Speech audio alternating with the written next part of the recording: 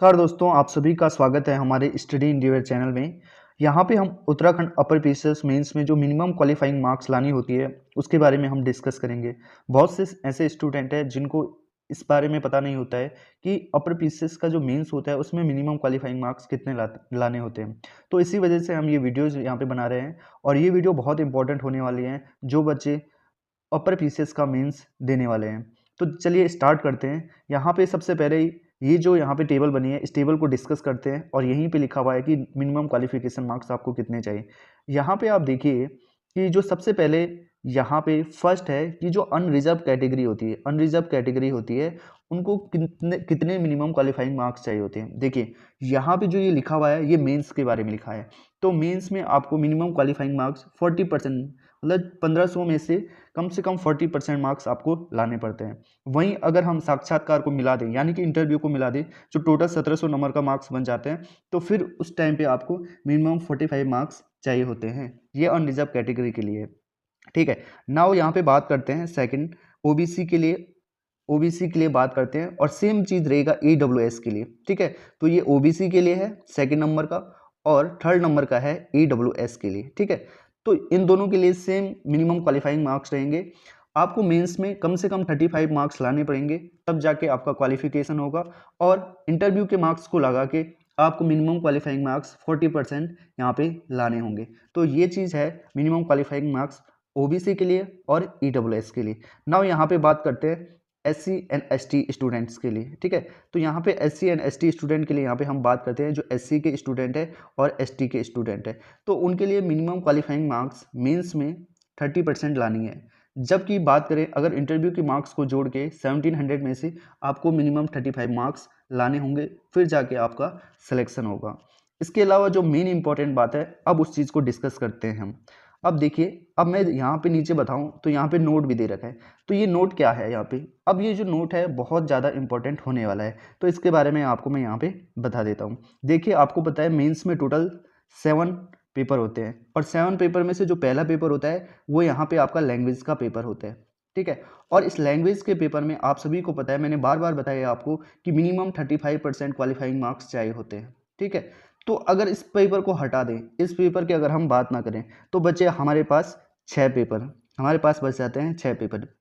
तो आपको ये पता होना चाहिए कि इन 6 पेपर में भी आपको मिनिमम क्वालिफाइंग मार्क्स लाने होते हैं जो कि बहुत ही ज़्यादा इंपॉर्टेंट है। तो हर पेपर में आपको मिनिमम क्वालिफाइंग मार्क्स लाने होते हैं। हर पेपर 200 नंबर का होता है, ये चीज़ भी आपको पता होनी चाहिए। और देखिए जो मिनिमम क्वालिफाइंग मार्क्स आपको कितनी लानी होती है वो भी कैटेगरी वाइज डिवाइड की गई है।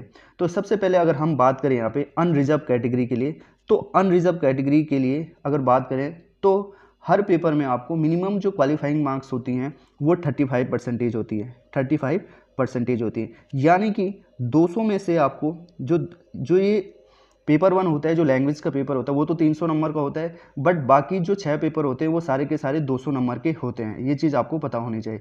अब यहाँ पे बात कर ले हम कि 200 में से आपको मिनिमम क्वालिफाइंग मार्क्स 35% लाना है। तो 35% कितना हो जाता है, देखिए 3 दूना 6 60, ठीक है, और 60 70 नंबर, यानी कि आपको 70 नंबर आपको लानी है। तो मिनिमम आपको 70 नंबर लानी पड़ेगी तब जाके ही आपका सिलेक्शन हो पाएगा, ठीक है। अब हम बात करते हैं ओबीसी की बात करते हैं। देखिए ओबीसी के लिए क्या क्राइटेरिया है, देखिए ओबीसी और ईडब्ल्यूएस के लिए सेम क्राइटेरिया यहाँ पे रखा गया है and that is called 30%। Minimum 30% marks आपको लाने पड़ेंगे हर एक पेपर में। यानी कि आपको लाने हैं 200 में से, कम से 200 में से आपको 35 मार्क्स लाने हैं जो कि मिनिमम है। तो आपको यानी कि 60 नंबर आपको लाने ही लाने हैं। दिस इज़ वेरी इंपॉर्टेंट, ठीक है। अब बात करते हैं हम किसकी, ओबीसी। अब हमने ओबीसी की बात तो कर दी, अब बात करते हैं एससी और एसटी की बात करते हैं यहाँ पे, ठीक है। अब एससी और एसटी की बात करें हमें तो उनको minimum qualifying marks each paper में 25% लाने होते हैं, ठीक है। अब 25% की बात करें यानी कि उन्हें 200 में से 50 नंबर यहाँ पे लानी पड़ेगी। तो 200 में से 50 नंबर उनको यहाँ पे लानी ही पड़ेगी। अगर वो इससे कम नंबर लाते हैं किसी भी पेपर में तो और जो अदर पेपर हैं उनके वो भी रद्द हो जाएंगे। तो जो ये मिनिमम मार्क्स का जो क्राइटेरिया है ये बहुत ही ज़्यादा इंपॉर्टेंट है। और मैं यहाँ पे इसलिए बता रहा हूँ कि बहुत सारे ऐसे स्टूडेंट होते हैं जिनको अपर पीसीएस मेंस में मिनिमम क्वालिफिकेशन मार्क्स के बारे में पता नहीं होता है।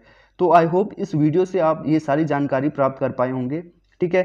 तो ये अलग अलग, देखिए ये अलग अलग तरीके से भी मैंने बता दिया आपको कि किस तरीके से आपको प्रत्येक सब्जेक्ट में अलग अलग मिनिमम क्वालिफाइंग मार्क्स लाने होते हैं। साथ साथ में आपको ओवरऑल की बात करूँ तो ओवरऑल मेंस में अलग अलग कैटेगरी को अलग अलग मिनिमम क्वालिफाइंग मार्क्स लाने पड़ते हैं। सेम इंटरव्यू के बाद जब आपकी टोटल मार्क्स जो 1700 का होता, उसके बाद मिनिमम क्वालिफाइंग मार्क्स आपको कितने लाने होते हैं, तो इन सभी के बारे में आपको मैं बता चुका हूँ। आई होप आप इस वीडियो से सारी जानकारी हासिल कर पाए होंगे। ठीक है, तो अगर आपको वीडियो अच्छी लगती है तो प्लीज़ हमें भी मोटिवेट कीजिए, बस एक सब्सक्राइब करना है आपको। ठीक है, और अगर आपको और भी कोई जानकारी चाहिए जो लोअर पीसीएस से रिलेटेड हो, अपर पीसीएस से रिलेटेड हो, या किस तरीके से क्वेश्चन आते हैं उसके बारे में भी अगर कोई जानकारी चाहिए तो प्लीज़ कमेंट बॉक्स में ज़रूर बताइए। और साथ में अब हम कुछ टाइम बाद 1-2 दिन के अंदर अपर पीसीएस मेंस के लिए एक बैच स्टार्ट करेंगे, या फ्री इनिशिएटिव रहेगा हमारा। ठीक है, तो आप हमारे चैनल के साथ जुड़ सकते हैं। ठीक है, आपके जो भी आपके जो फ्रेंड्स होंगे, फ्रेंड सर्कल में जो लोअर पीसीएस और अपर पीसीएस की जो तैयारी कर रहे हैं, साथ साथ में जो पुलिस कांस्टेबल की भी तैयारी कर रहे हैं, उन सभी के लिए हम 1-2 दिन के अंदर एक प्लान लेके आ रहे हैं। ठीक है, और फिर हम उसको कंटिन्यू करते जाएंगे। तो अगर आपके कोई फ्रेंड सर्कल में कोई भी स्टूडेंट है तो उन्हें बोलिए कि हमारे चैनल को सब्सक्राइब कर दीजिए, सो डैट उनके पास ये नोटिफिकेशन जाती रहे और वो अपनी तैयारी अच्छे से करते रहें। तो अभी के लिए इतने रखते हैं। जय हिंद दोस्तों।